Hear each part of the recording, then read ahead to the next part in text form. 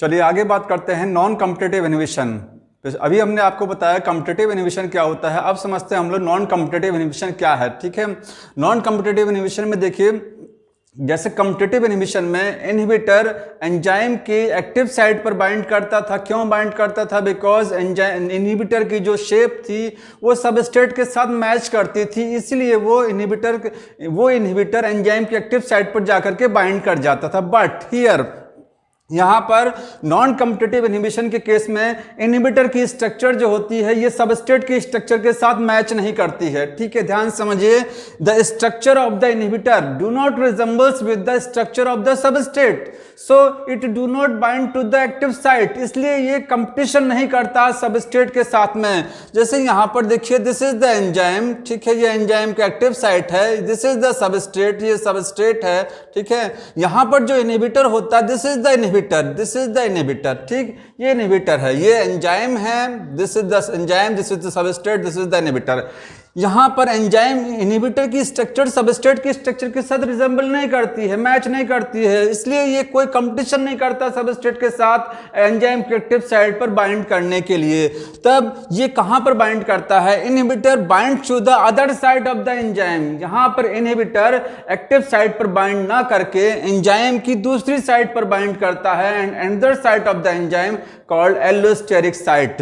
Enzyme की जो site active site के अलावा, एंजाइम पर एक्टिव साइट के अलावा और जो भी साइट्स होती हैं, that called the active site, sorry allosteric site. तो यहां पर इनहिबिटर एंजाइम की किस साइट पर जाकर के बाइंड करेगा? एलोस्टेरिक साइट पर जाकर के बाइंड करेगा। ठीक है, यहां पर लिखा हुआ देखिए, inhibitor do not resembles to the substrate, substrate के साथ इनहिबिटर की स्ट्रक्चर मैच नहीं करती है, सो नो कंपटीशन, इसलिए कोई कंपटीशन नहीं होता, क्योंकि जब इसकी स्ट्रक्चर इससे मैच ही नहीं कर रही है तो ये इनहिबिटर यहां बाइंड ही नहीं करेगा, फिट ही नहीं होगा। तो जब बाइंड नहीं करेगा तो इस सबस्ट्रेट के साथ ये कंपटीशन क्यों करेगा जब इसको बाइंड नहीं करना यहां पर। ठीक है, तब ये बाइंड कहां करता है? Inhibitor binds to the other site, inhibitor enzyme की दूसरी साइड पर जाकर के बाइंड करता है, and that site called the allosteric site. इस जगह को क्या बोलते हैं? That is called allosteric site बोला जाता है। ठीक है, अब यहां पर एक चीज वेरी इंपॉर्टेंट समझने के लिए है। कॉम्पिटिटिव इनहिबिशन के केस में मैंने आपको बताया था, कॉम्पिटिटिव इनहिबिशन में inhibitor binds to enzyme only, enzyme के साथ ही इनहिबिटर बाइंड करता है। ठीक है, नॉर्मल जो रिएक्शन होती है उसमें क्या होता है? देखिए, एंजाइम है, सबस्ट्रेट है, एंजाइम सबस्ट्रेट के साथ रिएक्शन करता है, एंजाइम सबस्ट्रेट कॉम्प्लेक्स बनता है, उसके बाद एंजाइम प्रोडक्ट कॉम्प्लेक्स बनता है, एंजाइम में प्रोडक्ट फ्री हो जाते हैं। लेकिन जब नॉन कॉम्पिटिटिव इनहिबिशन होता है तो नॉन कॉम्पिटिटिव इनहिबिशन में इनहिबिटर, देखिए यहाँ रेड कलर से इनहिबिटर बना हुआ है, इनहिबिटर में bind to the enzyme, inhibitor enzyme के साथ भी बाइंड कर सकता है। ठीक है, जैसा कि किसमें था, इनहिबिटर एंजाइम के साथ भी बाइंड कर सकता है, एंजाइम इनहिबिटर कॉम्प्लेक्स बनेगा। और अगर मान लीजिए एंजाइम के साथ सबस्ट्रेट बाइंड कर गया, किसी भी तरीके से एंजाइम के साथ सबस्ट्रेट बाइंड कर गया, और उस केस में भी तब एंजाइम सबस्ट्रेट कॉम्प्लेक्स बनेगा, देन इनहिबिटर में also binds to the enzyme substrate complex. तब भी अगर मान लीजिए एंजाइम सबस्ट्रेट कॉम्प्लेक्स बन गया, this is the enzyme, this is the substrate, enzyme substrate complex बन गया है, तब भी इनहिबिटर अगर आकर के बाइंड कर जाएगा किसके साथ? एंजाइम सबस्ट्रेट कॉम्प्लेक्स के साथ भी ये बाइंड कर सकता है। जबकि ये चीज कॉम्पिटिटिव इनहिबिशन में ऐसा नहीं था कि competitive inhibitor never binds to the enzyme substrate complex, वो केवल एंजाइम के साथ ही बाइंड करता था एंजाइम की एक्टिव साइट पर जाकर के। ठीक है, तो यहां पर नॉन कॉम्पिटिटिव इनहिबिशन के केस में इनहिबिटर एंजाइम के साथ भी बाइंड कर सकता है। जो वो एंजाइम के साथ बाइंड करेगा तो एंजाइम इनहिबिटर कॉम्प्लेक्स बनाएगा, एंजाइम इनहिबिटर कॉम्प्लेक्स बन जाएगा, then substrate will not bind to the enzyme, तब सबस्ट्रेट इस एंजाइम के साथ बाइंड नहीं करेगा, नो प्रोडक्ट फॉर्मेशन। ठीक है, और मान लीजिए सबस्ट्रेट एंजाइम के साथ बाइंड कर भी गया है, देन एंजाइम सबस्ट्रेट कॉम्प्लेक्स बनेगा। एंजाइम सबस्ट्रेट कॉम्प्लेक्स जब बन जाएगा तो उस केस में भी इनहिबिटर बाइंड कर सकता है, किससे? एंजाइम सबस्ट्रेट कॉम्प्लेक्स के साथ बाइंड कर सकता है, और उस केस में भी कोई प्रोडक्ट नहीं बनेगा। ठीक है, अब हम लोग यहां समझते हैं कि कैसे यहां पर इनहिबिटर एंजाइम की एक्टिविटी को कैसे अफेक्ट कराता है, एंजाइम के फंक्शन को कैसे रोकता है, कैसे इनहिबिटर सबस्ट्रेट को एंजाइम से बाइंड नहीं करने देता है। देखिए, जब इनहिबिटर सबस्ट्रेट के साथ, जब इनहिबिटर एंजाइम के साथ बाइंड करेगा, ठीक है, when the inhibitor binds to the enzyme, ठीक, then the inhibitor change the structure of the active site. ये इनहिबिटर जब इस एंजाइम के एलोस्टेरिक साइट पर बाइंड करेगा तो इसकी जो एक्टिव साइट है, इसकी एक्टिव साइट के स्ट्रक्चर में चेंज कर देगा, ठीक है। Then substrate will not bind to the active site, तब सबस्ट्रेट एक्टिव साइट पर जाकर के बाइंड नहीं कर पाएगा, क्योंकि इस इनहिबिटर ने एंजाइम के कन्फर्मेशन में चेंज कर दिया। कन्फर्मेशन में चेंज होने से उसकी स्ट्रक्चर में, उसकी एक्टिव साइट की जो स्ट्रक्चर थी उसमें चेंजिंग हो जाएगी। लॉक जो है, lock, enzyme is like the lock, enzyme के लॉक में चेंजिंग हो गया। Then key will not bind to the lock, ये जो की है सबस्ट्रेट है, ये एंजाइम में मींस लॉक में बाइंड नहीं कर पाएगा, ठीक है। तो ये मैकेनिज्म ऑफ एक्शन है कि किस तरीके से इनहिबिटर एंजाइम की एक्टिविटी को स्टॉप कराता है नॉन कॉम्पिटिटिव इनहिबिशन के केस में, ठीक है। कुछ डिफरेंस थे कॉम्पिटिटिव इनहिबिशन में और नॉन कॉम्पिटिटिव इनहिबिशन में, ये सारे डिफरेंस हैं यहाँ पर। आगे चीज देखिए, यहाँ लिखा है inhibitor binds to the enzyme और एंजाइम सबस्ट्रेट कॉम्प्लेक्स। मैंने अभी आपको बताया कि ये इनहिबिटर एंजाइम के साथ भी बाइंड कर सकता है और एंजाइम सबस्ट्रेट कॉम्प्लेक्स के साथ भी बाइंड कर सकता है, जबकि in the case of competitive inhibition inhibitor only binds to the enzyme, inhibitor केवल एंजाइम के साथ ही बाइंड करता था, ठीक है। आगे डिफरेंस क्या है, can not be corrected, this type of inhibition can not be corrected, ये इनहिबिशन करेक्ट ठीक नहीं किया जा सकता। जैसे आपको बताया कि कॉम्पिटिटिव इनहिबिशन में भी करेक्टेड, अगर कॉम्पिटिटिव इनहिबिशन हुआ है, ठीक है, उस केस में अगर सबस्ट्रेट की कंसंट्रेशन किसी तरीके से बढ़ा दी जाए, देन इट में करेक्टेड, उसको ठीक किया जा सकता है, वापस फिर से एंजाइम की एक्टिविटी को ठीक किया जा सकता है, ठीक है। बट नॉन कॉम्पिटिटिव इनहिबिशन के केस में सबस्ट्रेट की कंसंट्रेशन कितना भी बढ़ा लीजिए कोई फर्क नहीं पड़ेगा, इस सबस्ट्रेट कंसंट्रेशन कितना भी बढ़ा लीजिए कोई फर्क नहीं पड़ेगा, क्योंकि एक्टिव साइट जब डिस्टर्ब हो चुकी है तो ये सबस्ट्रेट चाहे जितने हो जाएं, ये कहाँ जाकर के बाइंड करेंगे, क्योंकि एक्टिव साइट को किसने डिस्टर्ब कर दिया, एंजाइम ने उसकी एक्टिव साइट ही डिस्टर्ब कर दी, जबकि कॉम्पिटिटिव इनहिबिशन में एक्टिव साइट पर कोई फर्क नहीं पड़ता था, ठीक है। Here you can see the animation of the non competitive inhibitor. The non competitive inhibitor binds to the site other than active site and change the structure of the active site. Thus, the substrate do not bind with active site and no reaction takes place, that is node product form. तो now we are going to understand some examples. हम लोग यहाँ कुछ example समझेंगे non competitive inhibition के। सबसे पहला example is एक रिएक्शन होती है एसिटाइल कोलिन, बॉडी में एक रिएक्शन है दैट इज कॉल्ड, एक सब्सटेंस है एसिटाइल कोलिन, एक केमिकल है, वो एसिटिक एसिड एंड कोलिन में चेंज होता है, ठीक है। ये एक रिएक्शन, इसमें एसिटाइल कोलिन किस में चेंज होता है, एसिटिक एसिड एंड कोलिन। ये मसल्स कॉन्ट्रैक्शन की रिएक्शन है। जब आप मसल कॉन्ट्रैक्शन पढ़ेंगे, मसल्स कॉन्ट्रैक्शन को समझेंगे, तो मसल्स जब कॉन्ट्रैक्ट करती हैं तो उसमें ये रिएक्शन ऑपरेट होती है, ठीक है। इसमें एक एंजाइम इन्वॉल्व होता है एसिटाइल कोलिन एस्टरेज, ठीक है, एसिटाइल कोलिन एस्टरेज। अगर इस रिएक्शन में मेलाथियोन इन्वॉल्व हो जाएगा, malathion, then this reaction will stop, क्योंकि ये एंजाइम क्या हो जाएगा, इट बिकम इनहिबिट। ये एंजाइम इनहिबिट किससे हो जाएगा, मेलाथियोन से। Malathion will bind to the allosteric site of this enzyme, ठीक है। अब ये रिएक्शन देखिए, ये रिएक्शन, ये जानते हैं मेलाथियोन इज द इंसेक्टिसाइड। मेलाथियोन क्या इंसेक्टिसाइड है, कीड़े मकोड़ों और मॉस्किटो को मारने के लिए मेलाथियोन यूज किया जाता है।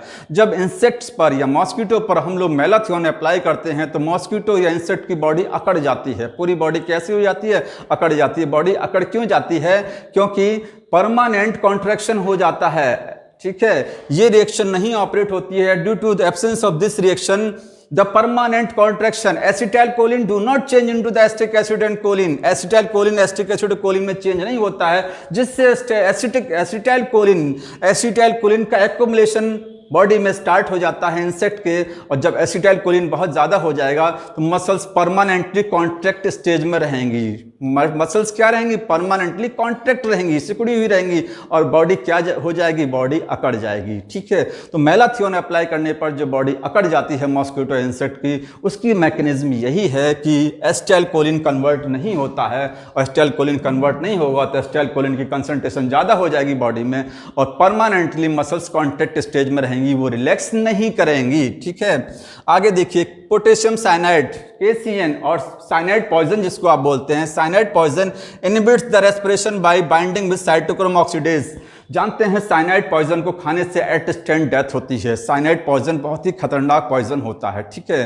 तो साइनाइड पॉइजन करता क्या है, ये बॉडी में हमारे ATP का फॉर्मेशन रोक देता है, मीन्स रेस्पिरेशन में जो आप इलेक्ट्रॉन ट्रांसपोर्ट सिस्टम पढ़ते हैं ETS, जो माइटोकॉन्ड्रिया की इनर मेम्ब्रेन पर ऑपरेट होता है, तो ईटीएस को रोक देता है, मींस एटीपी का फॉर्मेशन रोक देगा, क्योंकि ईटीएस में जो एटीपी बनती है वो किससे बनती है, वो इलेक्ट्रॉन के ट्रांसपोर्ट होने से बनती है। और उसमें कौन सा एंजाइम इन्वॉल्व होता है, साइटोक्रोम ऑक्सीडेज एक एंजाइम है जो एटीपी के फॉर्मेशन में हेल्प करेगा, ठीक है, इलेक्ट्रॉन ट्रांसपोर्ट सिस्टम में ये एंजाइम इन्वॉल्व होता है। इस एंजाइम को इनहिबिट कौन करता है, पोटेशियम साइनाइड। पोटेशियम साइनाइड जा करके इस एंजाइम की एलोस्टेरिक साइट पर जाकर के बाइंड कर जाएगा, ठीक है, और एटीपी का फॉर्मेशन तुरंत रोक देगा और पर्सन क्या हो जाएगा, पर्सन की डेथ हो जाती है due to the absence of the ATP formation. समझ में आ रहा है। तो साइनाइड पॉइजन कैसे एक्शन, मैकेनिज्म ऑफ एक्शन क्या साइनाइड पॉइजन की, वो ये है।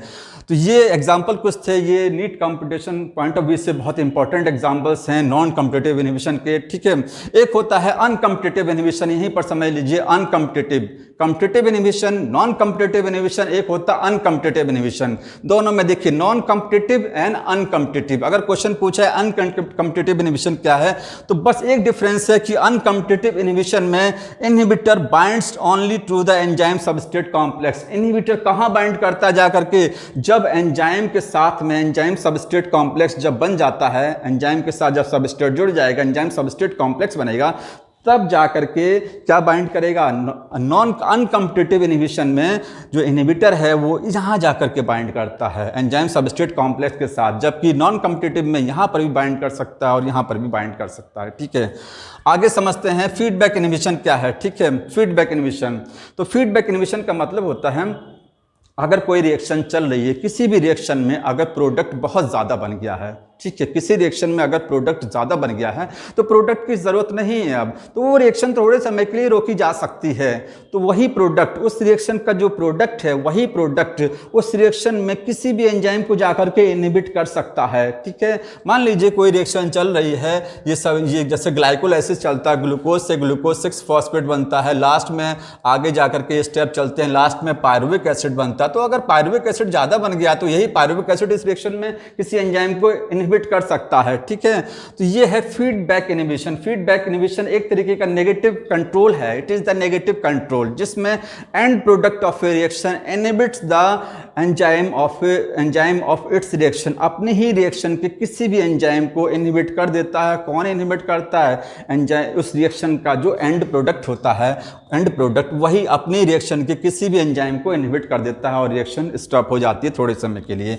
जैसे एक एग्जांपल है, ग्लूकोज से जब ग्लूकोज 6 फॉस्फेट बनता है, तो ग्लूकोज 6 फॉस्फेट जब ज़्यादा बन जाएगा तो glucose 6 phosphate inhibit the hexokinase enzyme, क्योंकि इस रिएक्शन में कौन सा एंजाइम इन्वॉल्व होता है, hexokinase enzyme convert the glucose into glucose 6 phosphate. Glucose 6 phosphate concentration अगर ज़्यादा हो जाएगी, then glucose 6 phosphate start to inhibit the enzyme hexokinase, hexokinase को इनहिबिट करना शुरू कर देगा। मींस अब जरूरत नहीं है, ग्लूकोज 6 फॉस्फेट अब बनाने की जरूरत नहीं है, इसलिए ग्लूकोज 6 फॉस्फेट इस एंजाइम को इनहिबिट कर देगा और ग्लूकोज 6 फॉस्फेट में नहीं बदलेगा, ठीक है। अगला एग्जांपल देखिए, बॉडी में जब एटीपी ज़्यादा बन जाती है, जब बॉडी में एटीपी की कंसंट्रेशन ज़्यादा हो जाती है, जब रेस्पिरेशन में एटीपी बहुत ज़्यादा बन जाती है, जानते हैं एटीपी कैसे बनती है, बॉडी में सेल के अंदर जितना अमाउंट में एडीपी होगा, जितनी एडीपी होगी, ठीक है, उतनी ही एटीपी बनेगी। जाहिर सी बात है, क्योंकि एडीपी से ही क्या बनता है, एटीपी का फॉर्मेशन होता है, ठीक है। अगर पूछा जाए कि सेल में कितना एटीपी बनता है, तो अब कुछ बच्चे कहेंगे 36, कुछ कहेंगे 38 एटीपी, बट ये सही नहीं है, ठीक है। 36 एटीपी एक ग्लूकोज से, मेरा क्वेश्चन नहीं है कि यहाँ ये नहीं है कि एक ग्लूकोज से कितना एटीपी बनता है, सेल के अंदर एक से ज़्यादा ग्लूकोज होते हैं, ठीक है, बहुत सारे ग्लूकोज के मॉलिक्यूल होते हैं, तो सेल में टोटल एटीपी कितना बनता है, तो total ATP formation depends on the concentration of the ADP, जितना एडीपी रहेगा उतना ही तो एटीपी बनेगा, ठीक है, क्योंकि एडीपी से फॉस्फेट जुड़ करके क्या बनाता है, एटीपी का फॉर्मेशन करता है, ठीक। तो अगर सेल के अंदर रेस्पिरेशन चल रहा है ज़्यादा अमाउंट में, जब सारी एडीपी खर्च हो जाती हैं, ऑल एडीपी कंज्यूम, तो रेस्पिरेशन में जो क्रेब्स साइकिल है, जो ग्लाइकोलाइसिस है, ये रुक जाते हैं, ठीक है, एटीपी का फॉर्मेशन रुक जाता है, क्योंकि सारा एडीपी खर्च हो चुका है। उससे क्या बन गया है, एटीपी बन गया। जब एटीपी टूटेगा तो एडीपी का फॉर्मेशन फिर से होगा। तो जब तक एडीपी फ्री नहीं होगा, ठीक है, तो तब तक क्या होगा, तब तक वो प्रोसेस ETS, ठीक है, वो रुका हुआ रहेगा, मीन्स ATP का फॉर्मेशन रुका रहेगा जब तक ADP अवेलेबल नहीं होगा। तो जो रेस्पिरेशन के केस में जब ATP का फॉर्मेशन ज़्यादा हो जाता है तो यही ATP, क्योंकि रेस्पिरेशन का एक प्रोडक्ट क्या है, ATP है। हम लोग रेस्पिरेशन करते हैं, क्यों करते हैं, for the formation of the ATP को बनाने के लिए हमारी बॉडी में रेस्पिरेशन होता है, ठीक है। तो जब ATP ज़्यादा बन जाएगी, जब ATP का फॉर्मेशन ज़्यादा हो जाएगा रिएक्शन में, दैट इट इनहिबिट्स द फॉस्फोफ्रक्टोकाइनेज और इट में inhibit the citric acid synthase enzyme. ये ग्लाइकोलाइसिस का एंजाइम को भी इनहिबिट कर सकता है। फॉस्फोफ्रक्टोकाइनेज एक ग्लाइकोलाइसिस का एंजाइम है। ग्लाइकोलाइसिस थोड़े समय के लिए रुक जाएगी क्योंकि ATP ज़्यादा बन चुका है, ठीक है। ADP नहीं है, क्योंकि ADP से ATP बनना है तो रॉ मटेरियल है ही नहीं है, ठीक है। ATP को बनाने वाला रॉ मटेरियल नहीं है, तो रॉ मटेरियल नहीं है तो ATP कैसे बनेगा, इसलिए ग्लाइकोलाइसिस थोड़े समय के लिए रुक जाएगी। क्यों रुक जाएगी, क्योंकि यही ATP फॉस्फोफ्रक्टोकाइनेज एंजाइम को इनहिबिट कर देगा, जो कि ग्लाइकोलाइसिस का एक एंजाइम है। इट में also inhibit the citric acid synthase. Glycolysis के बाद जो क्रेब्स साइकिल चलती है, तो क्रेब्स साइकिल में फर्स्ट स्टेप पर जो एंजाइम इन्वॉल्व होता है that is called citric acid synthase enzyme. उस एंजाइम को भी इनहिबिट कर सकता है high concentration of the ATP की हाई कंसंट्रेशन इस एंजाइम को इनहिबिट कर सकती है। तो ओवरऑल यहाँ समझने वाली चीज़ क्या थी कि फीडबैक इनहिबिशन में होता क्या है, कुछ नहीं होता है। फीडबैक इनहिबिशन में किसी भी रिएक्शन का जो एंड प्रोडक्ट होता है, वही एंड प्रोडक्ट अपनी ही रिएक्शन को थोड़े समय के लिए रोक देता है। क्यों रोक देता है, क्योंकि प्रोडक्ट बहुत ज़्यादा बन जाता है, तो प्रोडक्ट जब तक कंज्यूम नहीं होगा तब तक वो रिएक्शन थोड़े समय के लिए रुकी रहेगी, ठीक है। Is the three-dimensional region where the substrate binds to form enzyme-substrate complex. Later it transforms it into a product. Allosteric site is three-dimensional regulatory site of an enzyme other than active site. On binding of substrate to this allosteric site induces a conformational change, often causes a conformational change in the active site also. So let's begin with, so this is a substrate 1 and that binds to the active site of enzyme 1. And there will be a formation of enzyme substrate complex that is followed by the formation of a product. Suppose this is product A. And there will be an enzyme 2 that is having an active site that is having match with this product A. And this product A will bind to the active site of enzyme 2, formation of this enzyme substrate complex, and that will be transformed to a product, and we'll be getting a product B. Then there will be enzyme 3. And this P will bind to the active site of enzyme 3 and the resulting product is C. And this C will act as a substrate for enzyme 4 and this is the final product. So this end product is no longer required inside the cell. This end product will bind to the allosteric site of enzyme 1. As we discussed earlier, allosteric site is a site other than the active site. On binding of this substrate or end product to this allosteric site causes a conformational change on the active site. So now we have the substrate. If the substrate tries to bind to the enzyme 1, the active site has changed due to the binding of the end product to the allosteric site. Thus, the further production of product A is blocked, thereby blocking the production of the end product. And this is called as feedback inhibition, where the end product of the process will bind to the allosteric site, causing a conformational change on the enzyme 1. Therefore, further production of that particular product is inhibited. And this is how in a cell accumulation of certain products will be controlled by feedback inhibition mechanism.